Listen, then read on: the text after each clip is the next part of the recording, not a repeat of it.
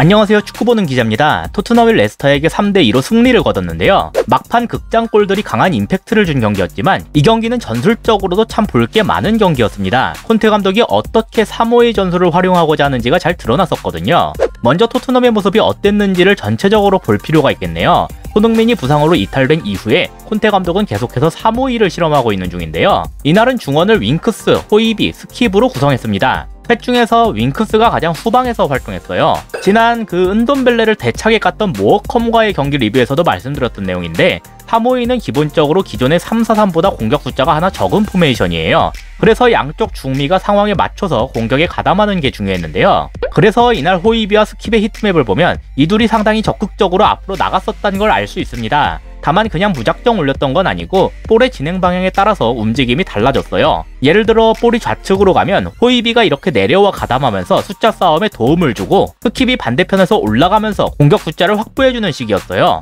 여기에 모우라도 한 칸 내려와서 종종 패스기를 확보해주곤 했죠. 반대로 볼이 우측으로 가면 스킵이 내려와 도와주고 호이비가 반대편에서 올라가는 식이었습니다. 양 측면은 윙백들이 맡아주고 있기 때문에 중미들이 침투하는 곳은 자연스럽게 하프 스페이스 부근이 됐어요. 덕분에 토트넘은 3-4-3보다 공격 숫자가 하나 적음에도 최전방 5명을 확보하는 모습을 보이곤 했는데요. 실제 경기 장면에선 이런 식으로 나타났습니다. 볼이 토트넘 기준 좌측에서 돌고 있다가 스킵에게 투입되는 상황인데요. 호이비가 살짝 아래에서 숫자 싸움을 돕는 반면 스킵은 최전방 라인과 비슷한 위치로 올라가 있습니다. 이건 볼이 최전방까지 올라가도 크게 다르지 않았어요. 지금은 좌측에 레길론이 볼을 잡고 있는 중인데요. 호이비가 살짝 뒤에서 백패스를 줄 수 있는 길을 만들어주는 반면 반대편에선 스킵이 아예 공격수처럼 침투를 하고 있습니다. 손까지 번쩍 들면서 크로스 달라고 어필을 하고 있네요. 지난 모어컴과의 경기에선 중앙 쪽이 비어있든 말든 은돈벨레가 침투해야 할 상황에서 멍을 때리면서 이 공간을 활용하지 못하는 모습을 보였었는데요. 스킵은 그런 부분에서 성실히 자신의 역할을 수행해줬습니다. 둘 다 득점을 하진 못했지만 이 차이는 크다고 할 수 있겠죠. 다만 이건 상대가 토트넘의 중미들을 철저하게 막고 있을 때엔 쓰기가 힘들었는데요. 예를 들면 이 상황처럼 최전방 공격수들까지 동원해서 중미들에게 향하는 패스기를 막고 있을 때엔 결국 중앙에서 어떻게 움직이든 여길 통해 풀어가기가 쉽지 않게 됐습니다. 그래서 이럴 때 측면에서 풀어가기 위해서 콘테 감독이 한 가지 방안을 더 준비했더군요. 지금 장면에서 토트넘 중미들만 표시하자면 이렇게 되는데요.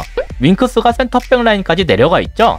대신 좌우측 센터백인 탕강가와 데이비스가 측면으로 쫙 벌린 상태로 위치하고 있는데요. 때문에 중원 숫자는 하나 줄었지만 센터백의 가담을 통해 측면에서의 숫자는 더 늘릴 수 있게 됐습니다. 탕강가와 데이비스는 모두 센터백과 사이드백을 함께 수행할 수 있는 선수들이기 때문에 이런 움직임을 요구해도 수행하는 것이 그리 어색하진 않았어요. 그림으로 보자면 이렇게 되겠네요. 윙크스가 한 칸 내려가면서 센터백들이 측면으로 벌린다. 사이드 쪽 전방으로 윙백들이 올라가는 것은 동일했기 때문에 마치 토트넘이 4-2-4 같은 모습이 되는 형태가 됐어요. 볼이 가는 방향 쪽에 중미와 톱자원이 적절히 가담해주면서 순간적으로 측면에만 4명의 숫자를 확보할 수도 있었습니다. 상대는 중미들을 잡고 있었기 때문에 측면으로 기민하게 전개되는 이 과정을 놓치게 되곤 했어요.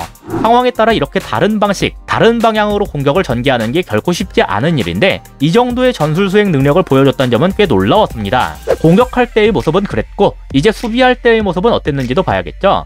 기본적인 컨셉은 공격할 때와 크게 다르지 않았는데요. 먼저 전방 투톱이 이렇게 센터백 라인 쪽이 전진할 수 없게끔 방해를 해줍니다. 그리고 그 뒤를 호이비와 스킵이 받쳐주고 있는데요. 상대가 볼을 토트넘 기준 좌측으로 보내면 호이비가 가서 대응을 하고 우측으로 보내면 스킵이 가서 대응했습니다. 그리고 하나가 빠진 쪽으로 홀딩 미드필더인 윙크스가 자리를 채워주는 그런 식의 수비 시스템이었는데요. 예를 들면 이런 식이에요. 좌측 센터백인 베스터고르가 볼을 받으니까 스킵이 냅다 가서 붙기 시작했습니다. 이때 가능하면 토마스에게 향하는 패스기를 차단하는 방향으로 압박했어요. 스킵이 올라가니까 듀스버리 홀이 내려오고 있죠. 그래서 윙크스가 대신해서 얘를 막아주러 갔습니다. 동시에 호이비도 여기에 대응할 수 있는 위치로 이동하고 있네요. 호이비가 틸레망스를 전담 마크할 수는 없게 됐지만 케인이 얘에게 향하는 패스기를 막는 것으로 패스가 가는 위험을 차단할 수 있었어요. 이 수비 방식이 빛났던 순간이 바로 토트넘의 첫 번째 득점 장면이었는데요. 베스터고르가 볼을 잡고 나오다가 이번에도 스킵의 뒤로 슬금슬금 가던 듀스버리 홀에게 볼을 넘기는 상황이었습니다. 여기에서 스킵이 재빠르게 이 패스를 끊어내면서 순식간에 역습으로 이어갈 수 있게 됐어요. 윙크스가 상당히 좁혀서 여기에 가담했다는 것과 그에 맞춰서 호이비가 중앙 후방 쪽으로 내려갔던 것도 함께 볼 수 있죠. 스킵이 탈취한 볼을 윙크스가 받았고 이걸 그대로 전방에 침투하는 케인에게 넘기면서 토트넘이 완벽한 기회를 잡을 수 있었습니다. 윙크스의 패스와 케인의 침투 능력이 돋보이는 장면이었지만 그 근간에는 아까 말씀드린 토트넘의 수비 시스템이 자리하고 있었어요. 특히 호이비는 이날 매우 좋은 차단 능력을 보여줬는데 양팀 통틀어 최다 횟수인 4회의 인터셉트를 기록했습니다. 토트넘을 열광하게 만든 역전골 장면도 결국 호이비의 이 인터셉트로부터 시작됐어요. 근데 사실 여기에서 재밌던 건 모우라의 플레이였는데요. 지금 보시면 모우라가 틸레망스에게 등을 지고 있죠? 이거 틸레망스가 호이비한테 달라붙지 못하게 하려고 막아주는 겁니다. 덕분에 호이비는 탈취 후에 들어올 수 있는 제압박으로부터 자유롭게 됐어요. 그래서 볼을 컨트롤할 여유가 생겼고 케인에게 향하는 패스길까지 확보할 수 있었죠. 모우라 입장에선 꽤나 뿌듯했을 것 같습니다. 물론 레스터 입장에선 대재앙이었어요. 볼을 뺏긴 것도 모자라서 수비를 정비할 시간조차 벌지 못한 셈이니까요. 볼이 케인에게 넘어갔을 땐 이미 그 앞에 3백 단 3명만이 남았을 뿐이었습니다. 교체 투입돼서 쌩쌩한 체력을 남기고 있던 베르바인의 침투를 막기엔 무리였어요. 쇠운지가 느린 선수가 아니긴 한데 베르바인이 스타트를 훨씬 빨리 끊었기 때문에 따라갈 수가 없었죠. 덕분에 완벽한 1대1 찬스를 잡을 수 있었고 베르바인이 골키퍼까지 제끼면서 극적인 역전골을 넣게 됐습니다. 토트넘에겐 정말 귀중한 승점 3점이었죠. 이렇게 지금까지 토트넘이 전술적으로 참 좋은 모습을 보여줬단 말씀을 드렸는데 사실 불안한 모습도 여전히 남아있긴 했습니다. 첫째로 홀딩 미드필더의 수비력이 여전히 불안해요. 이날 윙크스가 선발로 나섰고 분명 공격적으로 좋은 모습을 보이긴 했지만 여기는 여차할 때 센터백을 보호하는 역할도 함께 수행할 수 있어야 하는 자리입니다. 아까도 말씀드렸지만 좌우측 중미들이 앞으로 튀어나가서 수비를 할 때 그들이 뚫리더라도 커버할 수 있을 수준의 수비력도 갖추고 있어야 하는데요. 윙크스는 그런 점에서는 아직 의문부호가 붙는 선수입니다. 문제는 그렇다고 다른 더 좋은 대안이 있지도 않단 거예요. 윙크스가 후반에 교체되면서 그 역할을 호이비가 대신 이어받았는데요. 호이비 또한 이런 홀딩 미드필더 역할에 완벽히 들어맞는다고 보이진 않았습니다. 이때 호이비는 수비와 미드필더 라인 사이에 있는 메디슨을 놓쳤고 결국 이게 추가 실점으로 이어졌어요. 호이비는 홀딩 미드필더보단 좌우측 중미 중 한 자리에서 뛰는 편이 더 잘 어울리는 것처럼 보였습니다.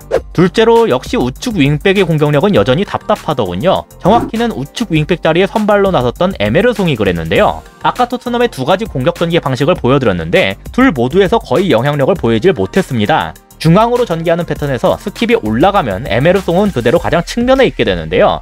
전진성도 썩 좋다고 볼 수 없지만 크로스를 올리는 능력이 너무 부족하기 때문에 기껏 여기로 볼이 투입돼도 제대로 된 공격 기회를 만들어내질 못하고 있습니다. 측면으로 전개하는 패턴이 되면 탄강가가 사이드백처럼 빠지면서 이렇게 올라오게 되는데요. 이땐 스킵이 하프 스페이스로 올라가기가 힘들어지기 때문에 에메르송이 하프 스페이스로 이동할 필요가 생깁니다. 탄강가가 측면에서 올라오니까 얘가 여기 측면에 머물 필요가 없게 되니까요. 근데 그렇다고 얘가 하프 스페이스로 침투를 적극적으로 가져가거나 이 공간에서 뭔가 위협적인 플레이를 만드는 것에 장점이 있는 것도 아닙니다. 이렇게 안으로 들어가는 플레이는 도어티가 울버햄튼에서 자주 보여주곤 했는데요. 그런 점에서 에메르송보단 도어티가 더 전술적으로는 잘 어울릴 듯 싶습니다. 이날 득점에 직접적으로 관여하기도 했고요. 그래도 전체적으로 봤을 땐 토트넘이 계속해서 발전하는 모습을 보이고 있다.